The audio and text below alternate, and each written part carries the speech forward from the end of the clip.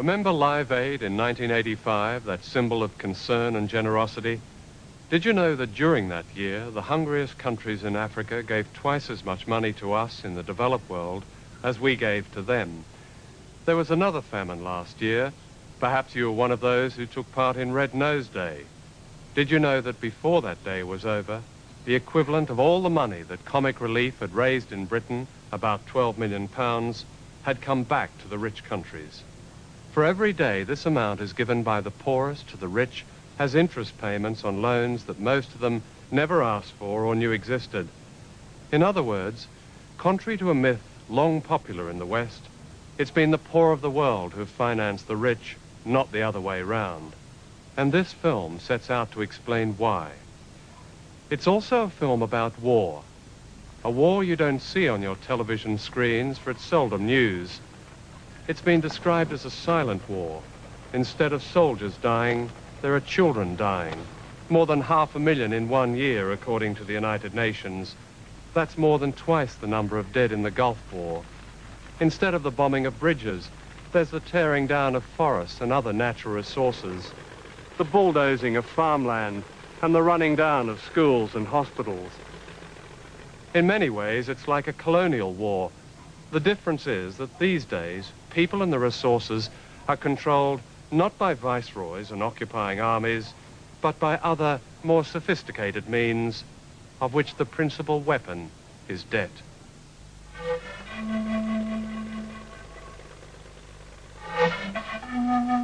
There are no bullets, but it's a war in which people are dying.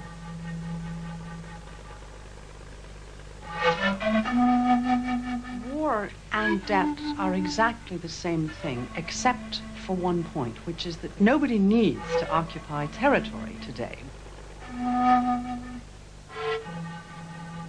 In the 1980s, the World Bank and IMF and the US government and the British government would say to developing countries, you cut government spending, you increase exports, you privatize, or you won't get new loans. Belt tightening is what it's called. What you do is tighten those notches that are easiest to pull. Those notches that affect children, that affect poor people, that affect people who have no power in a political system. Part of the design of structural adjustment programs, that's what these policies are called, is to drive down real wages. The 1980s have been a lost decade for development. The brunt has been borne by the most vulnerable groups, children or mothers with young children. To understand the debt question, one has to understand first that what is taking place today is the greatest transfer of public wealth to private hands in the history of this earth. The process of coercing most of humanity into debt as a means of controlling their resources, their labor and their governments began almost half a century ago. It was not called colonialism. That was a term made defunct by World War II. There were new, hopeful euphemisms. Indeed, this was the beginning of what President Bush now calls the New World Order.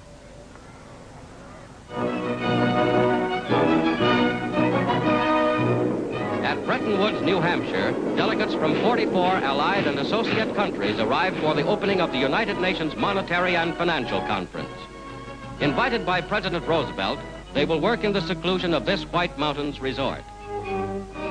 Along with the International Monetary Fund, the World Bank was set up at the Bretton Woods Conference in America in 1944. The bank's aim was to finance the reconstruction of Europe, then to develop the Third World. It was decided the headquarters would be in Washington, and the president would come from the country with the largest shareholding. And of course, the United States is the largest shareholder. The World Bank operates under great secrecy and limited accountability. Every World Bank official is granted immunity from legal action anywhere in the world. Summing up the importance of Bretton Woods, Mr. Vinson says, ours is a mission of peace, designed to establish the economic foundations of peace on the bedrock of genuine international cooperation. What this idealism really meant was spelt out in the charter they were signing: to promote private foreign investment by means of guarantees or loans made by private investors. The World Bank has always been deceptive about its role in the international economy. It attempts to portray itself as an institution looking out for the interest of not only poor countries, but for poor people within those countries. That has never been the case. The bank is pushing the interest, or promoting the interest, of countries in the first world and for an elite sector in the third world. That was true in the 1970s. It is particularly true in the 1980s. What became known as the debt crisis got underway in the early 1980s. However, it was a minor crisis for the banks compared with the catastrophe facing the peoples of poor countries. The world's oldest human rights organization, the Anti-Slavery Society, has declared debt a contemporary form of slavery. Nowhere is this more vividly demonstrated than here in the Philippines, where 44% of the national budget is given to paying interest charges to foreign banks, compared with just 3% for health services. Moreover, billions of dollars continue to leave this country just to meet the interest on money borrowed by the dictator Ferdinand Marcos in deals that were often secret and fraudulent. There is perhaps no greater example of the burden of debt than one notorious project in the Philippines. It sits on Bataan Peninsula and is potentially as dangerous as Chernobyl. Built less than 60 miles from the city of Manila on 3 earthquake faults near 2 live volcanoes, one of which recently erupted, this is the Bataan Nuclear Power Station. In the Philippines, it's known as the Big Scam. The scam almost certainly began here at the Wack Wack Golf Club in Manila, where Ferdinand Marcos used to play with his cousin and chief crony, Herminio Dacini. In 1974, the American company General Electric applied to build the Bataan Nuclear Power Station, but Dacini urged his pal Marcos to accept the highest bidder, the Westinghouse Company. Moreover, the deal would be underwritten by the American government through the Export-Import Bank and a clutch of private American banks. Everybody would make a buck, except the Filipino people. By 1977, President Carter had stopped the building of nuclear power plants because of their inefficiency and faulty design. But he did nothing to stop the same plants being built in third world countries like the Philippines. Moreover, the State Department, which had to approve Westinghouse's export license, knew the Bataan Power Station was to be built in an earthquake zone, but still it was encouraged to go ahead. To make the story even more dubious, the U.S. government enters in. William Casey, later the director of the CIA, then head of the Export-Import Bank, an agency which helps U.S. businesses overseas by providing loans and loan guarantees. Casey goes to Manila. Casey comes back, recommends that the U.S. government, through this Export-Import Bank, give an initial loan. That opens the gate for all these other banks to come in and give loans, and they start building. Westinghouse at this time does the usual thing. You have delays, you have problems. The price goes up and up and up. First to 1.1 billion, finally to 2.2 billion. Some estimate that the final cost to the Philippines will be $2.6 billion. So you have a $2.6 billion fiasco that will never produce 1 watt of electricity, which now the Filipino people have to repay. When Marcos was overthrown in 1986, President Aquino declared the Bataan Power Station unsafe, and it was closed forever. At the same time, her government began legal action in the United States against Westinghouse. Last year, the American judge found ample evidence of bribery. On the day before the case was due to be heard in March, it was settled out of court. Westinghouse agreed to pay the Philippines $100 million. But remarkably, the Aquino government agreed to give Westinghouse $400 million just to make the power station work, regardless of its position in an earthquake zone. And this $400 million will be borrowed from the same American Export-Import Bank and will have to be repaid by the Filipino people, most of whom live in poverty. The World Bank and IMF that pride themselves in being institutions that are helping deal with the debt crisis were being used by a third world president actually for his own internal economic gain, in that it was allowing him to continue to service commercial bank debts without getting into trouble, continue to get new loans in, from which again he would take whatever, 1% or 1.5%, and continue to enrich himself. When Cory Aquino was swept to power, she described the Philippines as a land of broken promises. Her promise to the Filipino people was that they would be the beneficiaries of their civilized uprising against Marcos. "I will vigorously renegotiate," she said, "the terms of our foreign debt." But in the end, she gave priority to paying off the banks. Poverty now stands at 70% of the population, a rise of more than 10% since she came to power.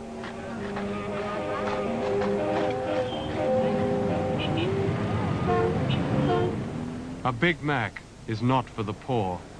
As the debt is paid back at a rate of more than $6 million a day, the rich, like the elites in all debtor nations, increasingly rely on private armies to protect their shopping malls, their homes and their interests. According to Amnesty International, political killings carried out by the government and government-backed forces in violation of the law have become the most serious human rights problem in the Philippines. This is a country abundant in food, but food does not pay back the debt or encourage foreign investors, and so agriculture and a whole way of life is being structurally adjusted. This is the Calabazon Super Project, turning food-growing land into factories for export production. Funded largely by Japan, it is the kind of so-called reform demanded by the IMF. The new factories will produce new revenue and profits for foreigners. They will also produce new debt for the Philippines.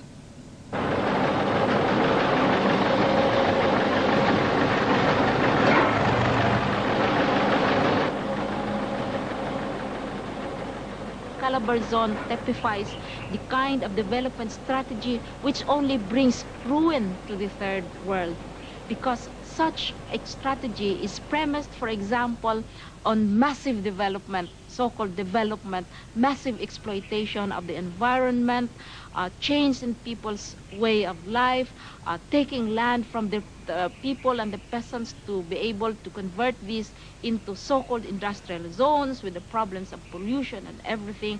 And usually, this development strategy is fueled by debt, fueled by foreign investment.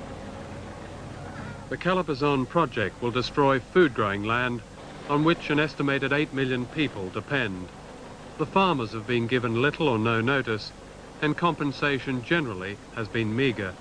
In the meantime, many of them will end up on the streets of Manila, homeless. Japanese, American, and other foreign-owned factories will rise on the paddies and fields.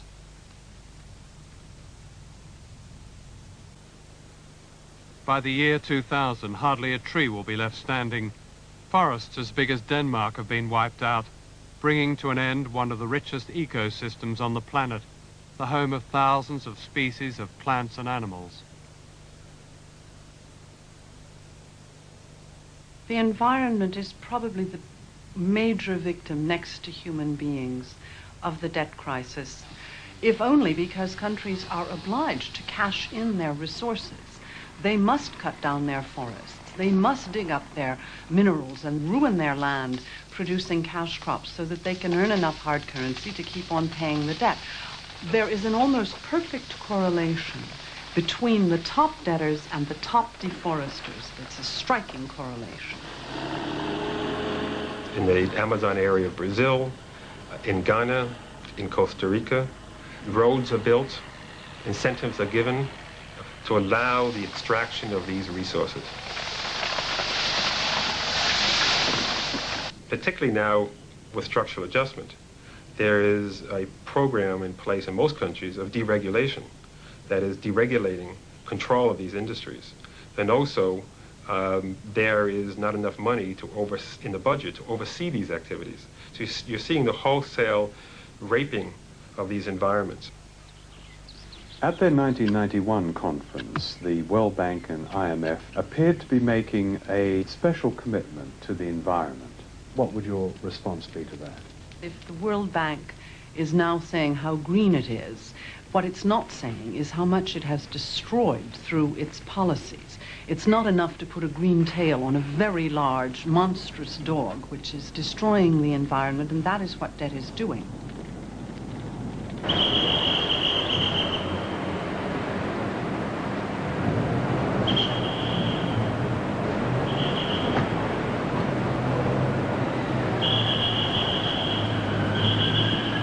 Welcome to the World Bank and International Monetary Fund conference in Bangkok.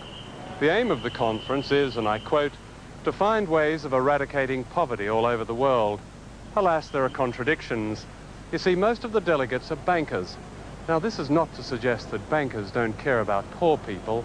It's just that some things are hard to explain, such as why officials of the World Bank spend, in their pursuit of solutions for the poor, an estimated $45 million a year flying first class and staying in five-star hotels. And why at this conference, chefs have been flown in, especially from Paris, to a country where children still die from malnutrition, and why they need to be shadowed by more doctors than most people in Southeast Asia see in a lifetime. In fact, the United States was able to tailor the UN Security Council to its war plans by using debt in the international banks. Egypt was told that if it joined the coalition, $14 billion would be wiped off its national debt. And Iran, reported Reuters, was rewarded for its support of the United States with its first loan from the World Bank since the 1979 Islamic Revolution. The day before the ground attack, the bank approved a loan to Iran of $250 million. And China received the first World Bank loan since the Tiananmen Square massacre, just 1 week after the Chinese foreign minister met President Bush at the White House. Outside the bank, Syria was promised a $1 billion arms deal brokered by Washington, and a photo opportunity was arranged with President Bush. An international terrorist was suddenly an old friend. The vote of the non-permanent members of the Security Council was critical. Minutes after Yemen voted against the resolution to go to war, a senior American diplomat was instructed to tell the Yemeni ambassador, "That was the most expensive no vote you ever cast," meaning that $70 million in American aid to one of the poorest countries in the world would be stopped. The use of debt in bribing the coalition was nothing new. Manipulation of the World Bank was documented in the early 1980s in a secret U.S. Treasury report. The United States, says the report, is capable and willing to pursue important policy objectives in the banks by exercising the financial and political leverage at our disposal. In other words, the US is able to impose its will on the World Bank.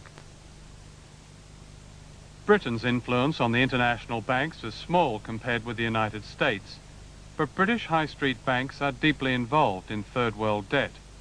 In 1 year, 1990, poor countries transferred more than £6 billion net to British banks. On top of this, the banks were allowed tax relief on making provision for so-called doubtful loans.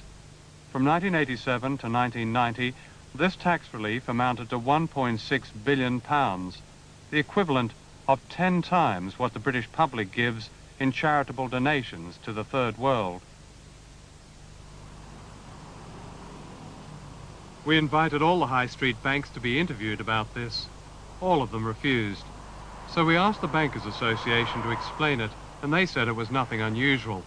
As in all business debt, they said, the tax relief would have to be paid back when the principal loan was paid back. In the meantime, the banks can keep the tax relief and still demand interest payments. And this constant demand is true also of the IMF and the World Bank. Given that most countries do have enough resources to provide for their people, why should they have to tolerate a system that forces parents to watch their children die slowly like the children of Eddie and Teresita in the Philippines. Indeed, why should the burden of debt fall to those least responsible for it? At the other end of the scale, why should British high street banks get tax relief of more than £1 billion just in case loans are not paid back? That amount of money would immunize 400 million children against preventable disease. Above all, why should the lives of ordinary people be controlled by a few who are themselves unaccountable and whose decisions and judgments are dictated by a belief that economics is meant not to serve people, but as some kind of holy writ requiring regular offerings, even blood sacrifices, to a God called the bottom line? The debt of all poor countries accounts for less than 5% of the loans of commercial banks. If the debt was cancelled unconditionally, the banks would hardly know the difference. If it's not cancelled, the scenes shown in this film will endure, and people may take it no more, and perhaps the debt war will no longer be silent. Is that the kind of world we are to give those children who reach the 21st century?